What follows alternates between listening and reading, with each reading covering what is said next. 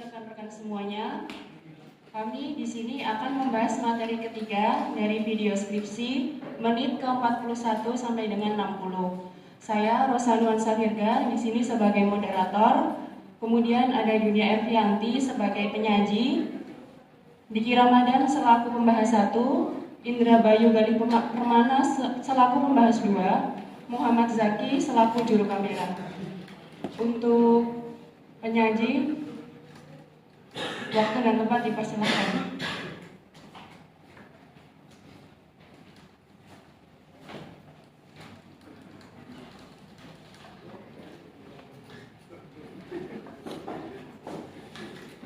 Selamat siang semuanya. Izin Bapak, izin teman-teman.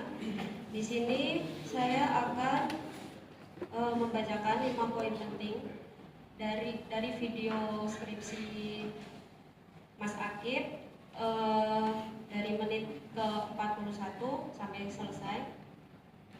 Untuk yang pertama, poin pentingnya adalah keterkaitan dengan penulisan judul skripsi, yaitu harus lebih mendetail. Kemudian untuk poin yang kedua, dalam melakukan skripsi harus lebih memperhatikan beberapa aspek yang mendukung, seperti aspek efektivitas dan efisien. Kemudian untuk poin yang ketiga, yaitu dalam membuat skripsi harus mencerahkan jalan pikiran orang lain. Kemudian yang selanjutnya yaitu dalam melakukan penelitian harus menggunakan metodologi yang tepat. Dan yang terakhir yaitu ketika menyusun skripsi, ketika memberikan saran, sebelumnya harus menyinggung dahulu kekurangan-kekurangan dari suatu permasalahan yang akan dibahas. Terima kasih. Untuk Saudara Yunia, terima kasih untuk pembahasannya. Selanjutnya akan diteruskan oleh pembahas 1. Untuk Saudara Diki Ramadan, dipersilahkan.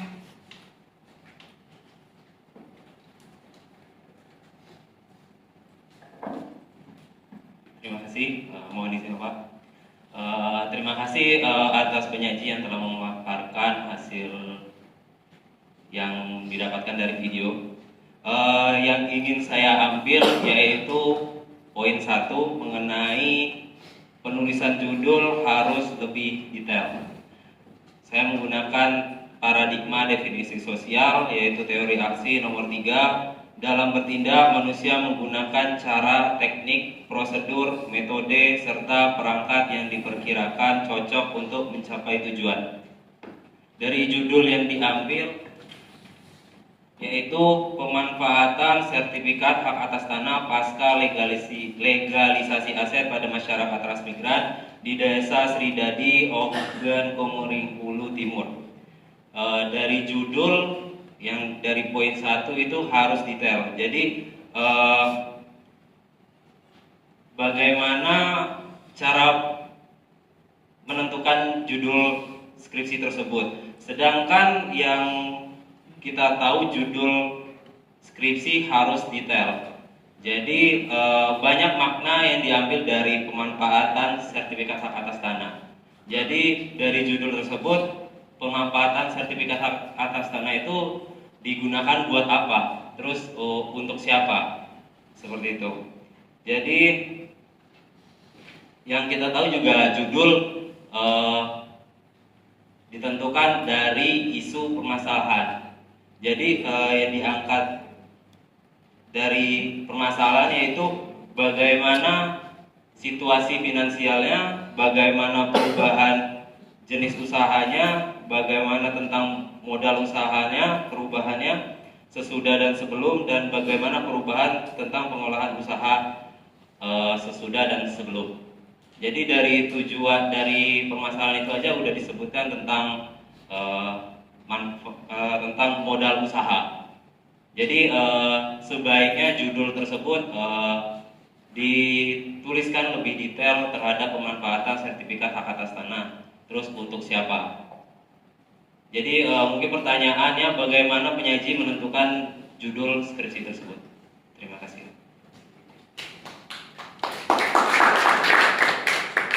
Terima kasih untuk pembahasan dari pembahas 1. Untuk menyaji silakan ditanggapi.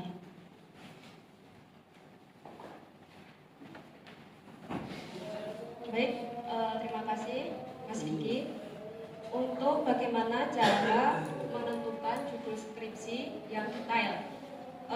Untuk menentukan judul skripsi terlebih dahulu, sebelumnya kita harus mengetahui apa minat diri kita sendiri. Kita maunya di bidang apa, untuk menentukannya di masalah apa. Kemudian setelah itu kita mulai mencari literatur untuk referensi yang terkait. Yang selanjutnya jangan lupa untuk mendiskusikan dengan dosen pembimbing terkait dengan judul kita. Kemudian yang selanjutnya tentukan fokus dan ruang lingkup, karena judul skripsi di sini akan mempertanggungjawabkan hasil dari skripsi kita. Jadi untuk judul sendiri itu harus yang lebih detail. Misalkan dari skripsi Mas Akib sendiri berjudul pemanfaatan sertifikat hak atas tanah pasca legalisasi aset pada masyarakat transmigran untuk pembangunan usaha di Desa Sridadi, Kecamatan Buai Madang, Kabupaten Ogan, Komerang, Ulu Timur. Nah, untuk di sini sendiri bagi masyarakat di sini bisa dipecah. Itu adalah masyarakat yang khusus transmigrasi sendiri atau masyarakat umum. Kemudian untuk pembangunan usahanya pun juga dapat lebih dispesifikasi untuk semisalnya modal usahanya untuk apa, sehingga ketika judul skripsi itu sudah secara detail itu akan menjadi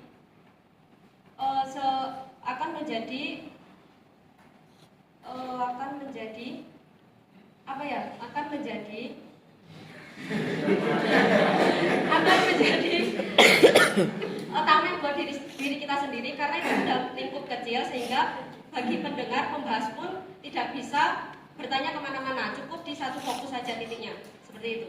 Terima kasih.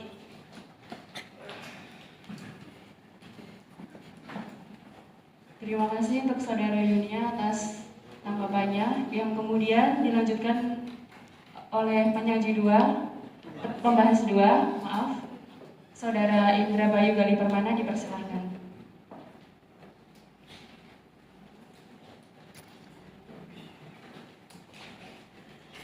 Baik, bismillahirrahmanirrahim. Assalamualaikum warahmatullahi wabarakatuh. Selamat siang semuanya. Mohon izin Pak Aristiano, Ibu penyaji, siap ya. Jadi berdasarkan poin-poin yang dibahas oleh Ibu penyaji pada siang hari ini, saya tertarik dengan poin ketiga, yaitu dalam skripsi itu harus memperhatikan untuk mencerahkan jalan pikiran orang lain. Nah, dari poin tersebut saya mengaitkannya dengan teori paradigma sosial, yaitu pada teori yang kedua berupa teori pertukaran sosial. Adapun substansi teorinya itu ada 4. Yang pertama, tindakan akan dilakukan apabila mendapatkan reward atau ganjaran, kemudian benefit atau manfaat dan keuntungan. Substansi yang kedua adalah seseorang tidak akan melakukan tindakan apabila akan memperoleh punishment atau hukuman. Yang ketiga, pertukaran tindakan itu akan terjadi apabila multi pihak melakukan interaksi. Selanjutnya adalah keberlanjutan tindakan akan terjadi bila memberi reward atau benefit pada multi pihak. Nah, dari 4 substansi ini saya mengambil yang pertama, yaitu suatu tindakan akan dilakukan bila mendapat reward atau benefit. Nah, berdasarkan apa yang menjadi poin penting yang disampaikan Ibu penyaji adalah bahwa skripsi tersebut akan menimbulkan berpotensi akan menimbulkan kebingungan terhadap pembaca, karena poinnya adalah harus memperhatikan untuk mencerahkan jalan pikiran orang lain. Sehingga seharusnya dalam sebuah tulisan itu dapat menarik minat dari pihak lain untuk membaca dan mengetahui apa yang terdapat di dalamnya. Apakah itu solusi ataukah itu suatu saran? Nah, itu harus membuat pihak lain untuk tertarik melaksanakan apa yang menjadi solusi ataupun saran dari tulisan tersebut. Jika pihak lain tidak tertarik untuk melaksanakan tindakan atau solusi dan saran dari tulisan tersebut, maka otomatis benefit ataupun keuntungan dan manfaat dari tulisan tersebut tidak akan pernah terjadi karena pihak lain sudah tidak tertarik membaca sehingga tidak tertarik untuk melakukan solusi tersebut. Nah, jadi pertanyaan saya kepada Ibu penyaji, bagaimana seharusnya menyajikan sebuah tulisan atau sebuah skripsi agar pihak lain itu tertarik untuk membaca dan melaksanakan apa yang Ibu tawarkan untuk menyelesaikan masalah yang dibahas pada skripsi tersebut. Terima kasih. Baik, terima kasih untuk Saudara Indra. Untuk Saudara Yunia, dipersilakan untuk menanggapi. Terima kasih Mas Indra. Selaku pembahas kedua, bagaimana cara membuat skripsi kita menarik untuk dibaca oleh pembaca ya Mas? Kurang lebih. Untuk yang pertama, kita bisa membuat referensi bahwa isu-isu yang sekarang marak menjadi topik itu merupakan salah satu poin untuk membuat skripsi kita tertarik. Skripsi kita itu tertarik untuk dibaca oleh orang lain. Kemudian dalam isiannya pun tadi menyinggung tentang mencerahkan jalan pikiran orang lain. Karena memang skripsi ditujukan untuk sebuah penelitian, jadi diharapkan untuk mencerahkan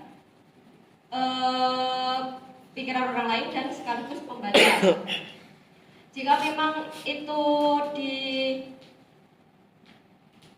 dikhawatirkan atau bisa dianggap beberapa orang tidak mencerahkan, bisa dilakukan revisi sebelum skripsi itu menjadi final. Kemudian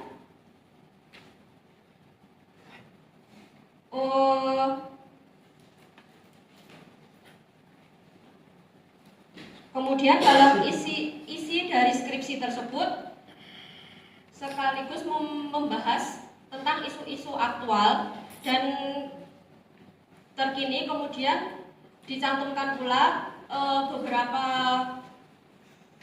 beberapa data-data yang asli, sehingga itu pun hasil dari skripsi itu menjadi konkret.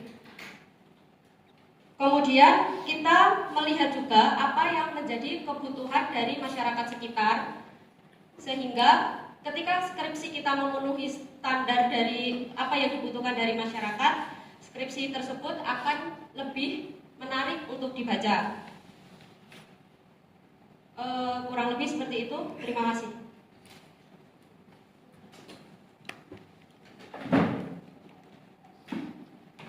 Baik, presentasi dari kelompok kami saya rasa cukup sekian. Terima kasih untuk semua yang telah berperan pada pembahasan untuk materi ketiga ini. Kurang lebihnya kelompok kami mohon maaf. Assalamualaikum warahmatullahi wabarakatuh.